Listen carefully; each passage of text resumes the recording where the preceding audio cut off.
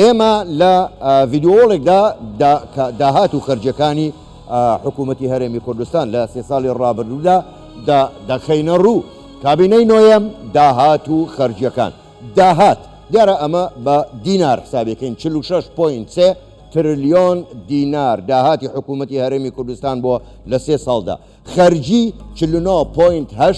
تریلیۆن دینار. واتە کورتێنان هەبووە خەرجی زیاتر بۆ ئەوەشمان لەبیر بێکە موچەی خەڵکی کوردستان دراوە و هەروەها پرۆژەکانی ڕانەوەستاون بۆیە کورتێنان دروست بووە. بابزانین داهاتەکان چیمان هەیە؟ چەندین سەرچاوە هەیە لەوانە داهاتی نەوتی نانەوتی تەمویلی حکوومەتی عێراق کە یەکجار کەم بووە. بەڕاستی ئەمە مایەی ئەوەیە کە ئەستان هەر حسابی بۆ نەکرێ لەگەڵ هەروەها هاوپەیمانان، ینی ئەو پارەی کە هاوپەیمانان بۆ وەزارەتی پێشمەرگە بۆ بەشێکی نەک بۆ هەموو وەزارەتی پێشمەرگە بەڵکو بۆ بەشێکی ئەوەش بەشێک بۆ لە داهاتەکان. بەڵام لەم 3 ساڵەدا لەو داهاتەی کە هەبووە خەرجی پرۆژەکان 840 ملیار دینار بووە بۆ 884 پرۆژە. ئەوەی کە گرنگە لێرەدا ئەوەیە کە جگە لە موچە هەوڵ درراوە پرۆژە ڕانەوەستێ، پرۆژەی نوێژ بکرێتەوە، پرۆژەکانی تر بە بەردەوام بن، چونکە ئەو بەردەوامیە وە ئاکا داهاتی زیاتر بدات. بابزانین خەرجی پرۆژەکان چۆنی بوو. لە ساڵی 2019 243 ملیار دینار بۆ پرۆژەکان هەبووە، بۆ 2020 کەم بۆچی کۆرۆنا هاتە ئاراوە، هەروەها داهات کەم بۆەوە و عێراقیش پارەکای خۆی بڕی 151 ملیار دینار بووە. لە 2021 بۆتە 446 ملیار دینار، واتە گەشەی کردو چۆتە پێشەوە. وەبەرهێنان ئەمەش زۆر گرنگە، سەرمایی وەبەرهێنرا لێرە چەندە 11.15 ملیار دۆلارە. پرۆژەی وەبەرهێنان 194 پرۆژە بووە و هەلی کار لە ڕێ ئەمەوە 120,000 هەلی کار دروست بووە لە کوردستاندا. باشە، ئێمە میوانێکمان هەیە، لەگەڵ میوانەکەمان هەم پرسیاری زیاتر دەکەین هەم قسەی زیاتر دەکەین. میوانەکەمان زۆر بەڕێز دکتۆر جوتیار عادل گوتەبێژی حکوومەتی هەرێمی کوردستان ڕاستەوخۆ لە شاری هەولێرەوە لەگەڵماندایە. کاک دکتۆر شەوتان باش، گەلێک سوپاس بۆ بەشداریکردنتان لەگەڵمان لەم گەشتەی ژووری هەواڵ. ئێمە بە پێشەوەی بێمە سەر پرسیارەکانی ترم دەمەوێ زۆر بە ڕاشکاوانە پێم بڵێ ئێستا دۆخی دارایی هەرێمی کوردستان چۆنە؟ سڵاو لە ئێوە و بینەرانی کوردستان چوار سپاس بۆم دەرفەتە. طبعاً ئێمە لە سەرەتاوە لە سەرەتای کابینە هەوڵی جدیماندا هەندێک چەکسازی بکرێ و خەرجیەکان کەم بکرێ بۆی بتوانین ئەو عەجزەی کە هەیە لە دارایی حکوومەتی هەرێمی کوردستان کەم بکرێتەوە لە پێناو پێدانی موچە لە کاتی خۆی و سەتاسەتی موچەکە. طبعاً لە سەرەتا وەکو بەڕێزت ئاماژەت کرد دۆخەکە تۆزی قورس بوو بۆ ئێمە قەیرانی دارایی لە ئەنجامی نەخۆشی بڵاوبوونەوەی پەتای کۆڕۆنا، بۆیە ئەمە وای لێ کرد کە هەندێک داهاتمان کەمە بێتەوە، داهاتی نەوتی چ داهاتی نانەوتی نەمانتوانی بە پێی پێویست ئێمە خزمەت بە خەڵکی خۆمان بگەهێنین. بەڵام دوای ئەوە ئێمە هەم لە ڕووی کەمکردنەوەی خەرجی هەمیش زیادکردنی یان ڕێخستنەوەی داهات و ئەنجامدانی چاکسازی کە ڕۆڵێکی بەرچاوی هەبوولەوەی کەوا جۆرێک لە هاوسەنگی لە نێوان داهات و خەرجی بکرێت، هەرچەندە لە ئامانجی ئێمە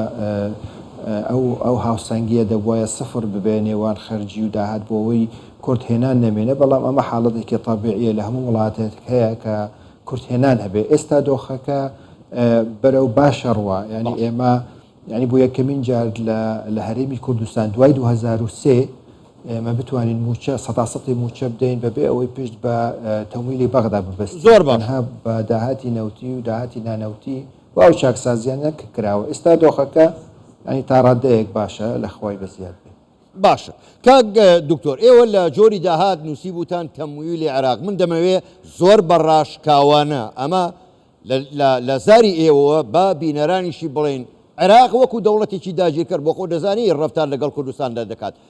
ئەو تەمویلەی عێراق چەند بووە، چەندی ناردووە بۆ خۆ دەزانی؟ ئەمساڵ هەروە بزانم 2 جار 200 ملیاری ناردووە، ئەمساڵ زیاتری نەناردووە. من دەمەوێت ئەوە زۆر بەڕاشکاوانە بڵین کە ناکرێ پشت بە عێراق ببەستین و پێمان بڵێ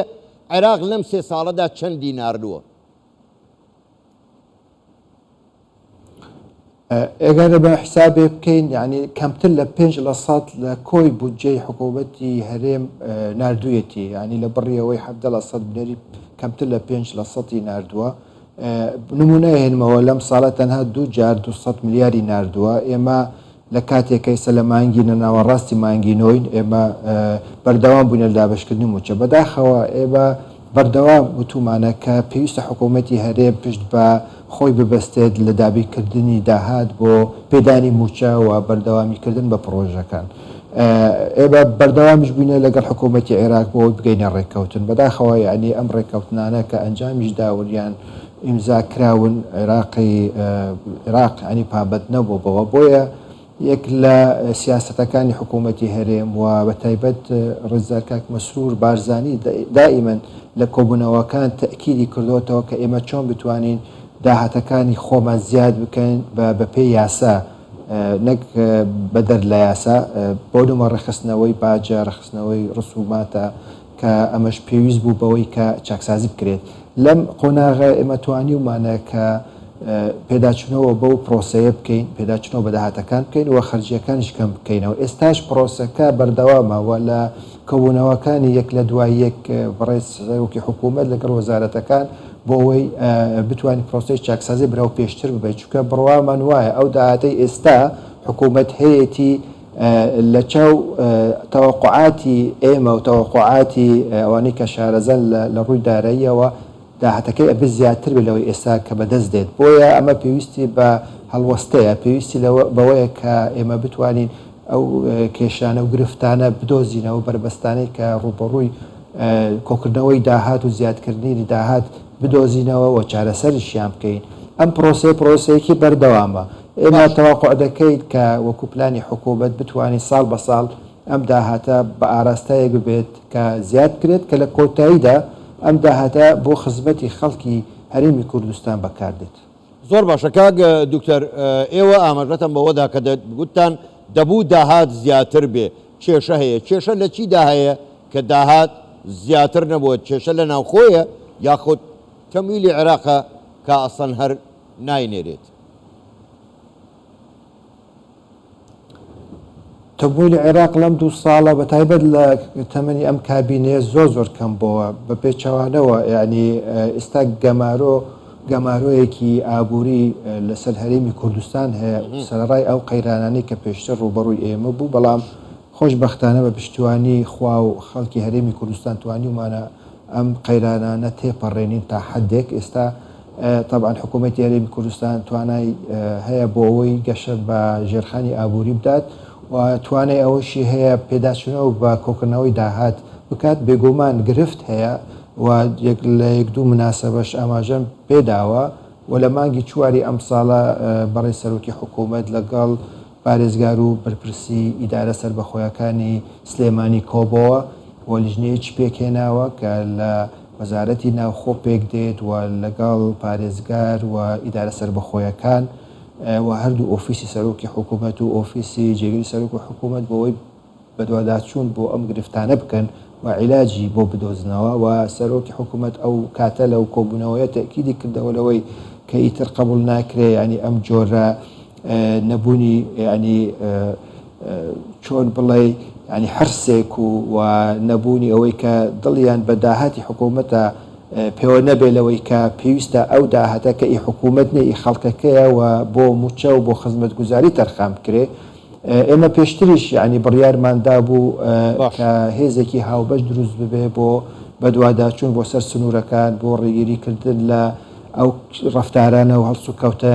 بەدەر لە یاسا و پێشێلکردنی یاسا و ڕێگیریکردن لە قەچاغی ئەمە هەمووی بەڕاستی ینی حکوومەت هەوڵی جدی داوە بۆ ئەوەی پێداچوونەوە بەو مەسئلە بکرێ و گرفتەکانیش ڕوونن و تەوەقع دەکەم لە ماوەیەکی زۆر نزیک ئەو راپۆرتە ئامادە بێت و عیلاجەکانی ئێمە هەر دەست بەجێ جێبەجێ دەکەین. باشە کاک دکتۆر جوتیار بۆ خۆت باش دەزانی عێراق لە لێواری داڕماندا 11 مانگە هەڵبژاردن کراوە چاوەڕوانی پێکدادانەکرێ هیچ خێرێک لە عێراقدا نەماوە بەڵام ناوبەناو لە بەغداوە هەڕەشەمان لێکرێ بە تایبەتی وەزارەتی نەوتی عێراقی هەڕەشەی نەوتمان لێ دەکا ڕێکەوتنی ئێوە بە چۆ گەیشتووە لەگەڵ عێراق ئایا هیچ ئومێدێک هەیە لەگەڵ ئەو عەقڵەی کە لە بەغدا دەوڵەتداری دەکا کوردستان بە مڵکی خۆی وەکو تەماشا دەکا مەبەستم لە دۆسیەی نەوتە دەگەنە ڕێکەوتن ناگەنە ڕێکەوتن یاخود هەر بەردەوام عێراق بیانومان پێدەگرێت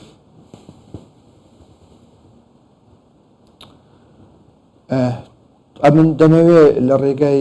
کەناڵە بەڕێزەکەتان پەیامێک ئاڕاستەی خەڵکی هەرێمی کوردستان بکەیت کە حکوومەتی هەرێمی کوردستان هەرچی لە دەستی دێت چ لە ڕێگای کەناڵە سیاسی کەناڵی دیبلۆماسی ئامانجی سەرەکی ئەوەیە کە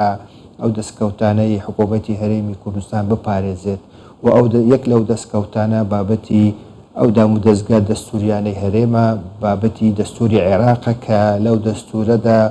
باستەمەفەکانی حکوومەت و خەڵکی هەرێمی کوردستان دەکات و هەروەها دڵنیای خەڵکی هەرێمی کوردستان دەکەی کە ئێمە بەرپرسین لە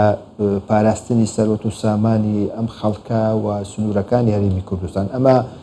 مەسەلەیە کە کۆتایی پێهاتووە و سازشی لەسەر ناکرێت و بەرگریشی لێ دەکەین و لە هەمان کاتیشدا ئێمە دەرگامان واڵایە لەگەڵ حکوومەتی عێراق بۆ گفتوگۆ بۆ گەیشتن بە ئیتیفاق ڕاست دەکەی ئێستا حکوومەتێکی تەصریفی عەمالە کات بەڕێکەرە ئایا ئەم ئیتیفاقە ئایا ئەگەر بکەیت بۆ حکوومەتی دوای ئەوە بولزەم دەبێت یان ئەمەش پرسیارە ئێمە ڕاستی ئەم سیناریۆیەشمان کردووە بەڵام بۆ نیشاندانی نیەتی حکوومەت بۆ ڕێککەوتن ئێمە چەندین جار چوین بۆ بەغدا و هەندێک یاسا هەبوو کە بەدڵی ئێمە نەبوون دەگمان پێ نەداون ئێمە دوای ئەوە هاتوون جێبەجێمان کردووە هەموو داتایەکان کات فەرهاد دراوە بە حکوومەتی عێراقی لە ڕێگای هەردوو دیوانی چاودێری دارایی هەرێم و فێدرالی بۆیە هیچ بیانوەیەک نەماوە بۆ حکوومەتی عێراق کە بەداخەوە تاکو ئێستا دەبواە ماگانە ئەو بڕەپارە بنێرێت کە بەداخەوە ئەو ساڵە تەنها دوو جار ئەو پارەی نردوو زۆر باشە کاک دکتۆر جوتیار من کاتم یەکجار کەم ماوە دوا پرسیارە گەر بە کورتیش وەڵام دێت و من سوپاسی دەکەم وەکو لە ڤیدۆڵەکەش دیار بوو ینی پارەیەکی زۆر خەرج کراوە بە تایبەتی لە پرۆژەکانی ئاو دێری و کشت و کاڵی و پیشەسازی هەموو کەرتەکان پرسیارەکەی من ئەوەیە ئەگەر بە کورتیش پێم بڵێ من سوپاست دەکەم ئایا ئەم پرۆژانەیەک ئەم پارانەی لەم پرۆژانەدا سەرف کراون وای کردووە بەشێکی باش دیار داهات بۆ حکوومەت بگەڕێنێتەوە